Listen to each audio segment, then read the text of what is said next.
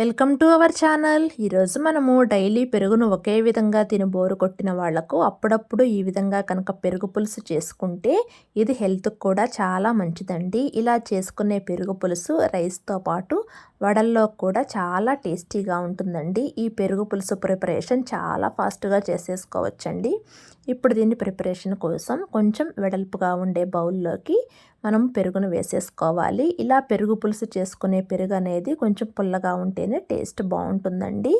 ఇలా పెరుగు చిక్కగా ఉంది కాబట్టి అంత చిక్కగా తినలేము అనుకునే వాళ్ళు సరిపడా వాటర్ పోసుకొని ఒక్కసారి కలిపేసుకోవచ్చు.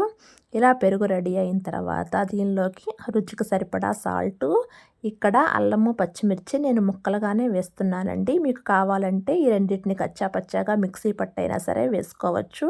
ఈ పెరుగు పులుసు మొత్తానికి ఈ పచ్చిమిర్చి కారంతో వేస్తున్నాను.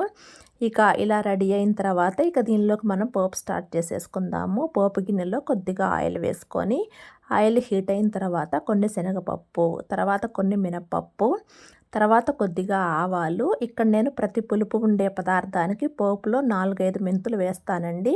ఇది మీకు ఇష్టం లేకపోతే స్కిప్ చేసేయచ్చు. ఇక మెంతులు కూడా వేసుకున్న తర్వాత ఒక ఎండుమిర్చి, తర్వాత ఒక రెమ్మ కరివేపాకు వేసుకొని కొంచెం తిప్పిన తర్వాత ఇక లాస్ట్లో కొద్దిగా జీలకర్ర కూడా వేసేసుకొని ఈ పోపు అంతా ఫ్రై అయిన తర్వాత ఇక దీనిలోకి కొద్దిగా పసుపు కూడా వేసేసుకొని ఒక్కసారి కలిపేసుకోవాలి.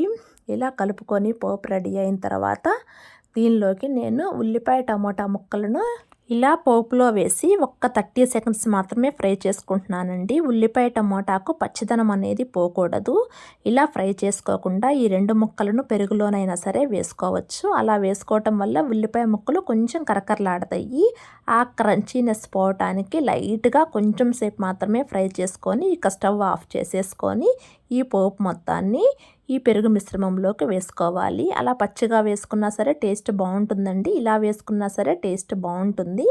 ఇలా కలిపేసుకున్న తర్వాత ఒక్కసారి టేస్ట్ చూసుకొని ఉప్పు కావాలంటే ఉప్పు, కారం సరిపోలేదు అంటే కొన్ని పచ్చిమిర్చి ముక్కలైనా సరే వేసుకొని ఇక లాస్ట్గా సన్నగా కట్ చేసి పెట్టుకున్న కొత్తిమీరను కూడా యాడ్ చేసుకొని ఇంకొకసారి కలిపేసుకుంటే మనకి ఎంతో టేస్టీగా ఉండే పెరుగు పులుసు తినడానికి రెడీ అవుతుంది.